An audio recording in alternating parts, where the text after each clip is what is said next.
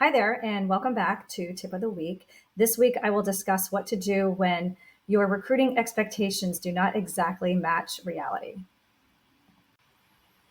So, this is a difficult thing, right? When you walk into this recruiting process expecting certain things to happen and having grandiose ideas of what it's going to be like to get recruited by a college coach. And then basically it falls short of that.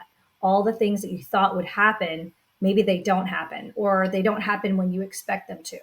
So, for example, maybe you're sending out a whole bunch of emails and you're just not getting the responses that you think you thought you would, or maybe you received a lot of mail early on in your recruiting, but then when it was time to get phone calls, the phone didn't ring, or maybe you are getting phone calls, but you can't seem to make any ground after that.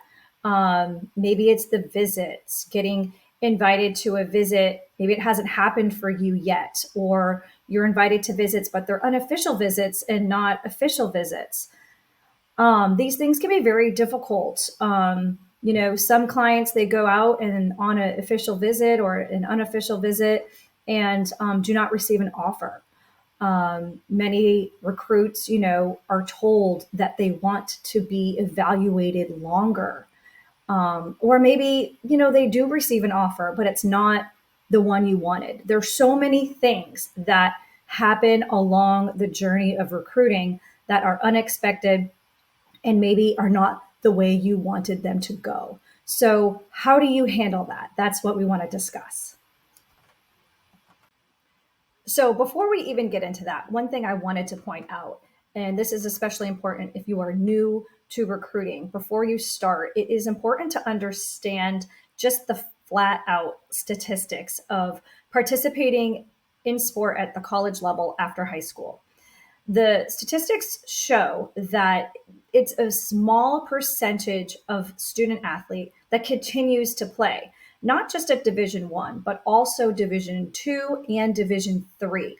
I put a couple stats up here. So baseball, 2.2% for Division One, 2.3% Division Two, and 2.9% of high school athletes go on to play Division Three.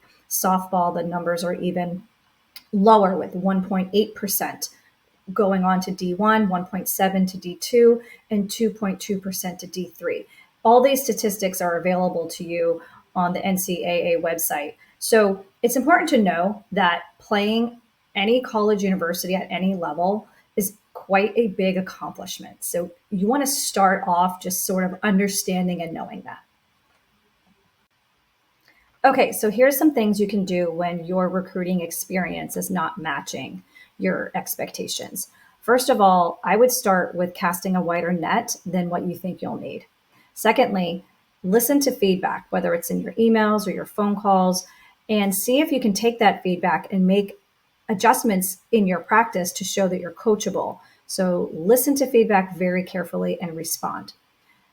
Always stay patient and persistent. Getting recruited usually takes longer than you think.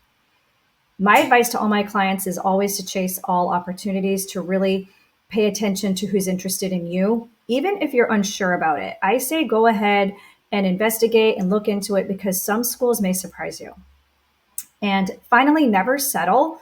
This isn't about settling. This is about exhausting every opportunity and making wise decisions for yourself. And of course, this will require patience and persistence. So when expectations are not matching a reality, try to adjust your mindset. Maybe let go of some of those expectations and embrace where you are at. If you don't, you may miss out on opportunities, but if you do, you'll most likely create more opportunities for yourself in your recruiting.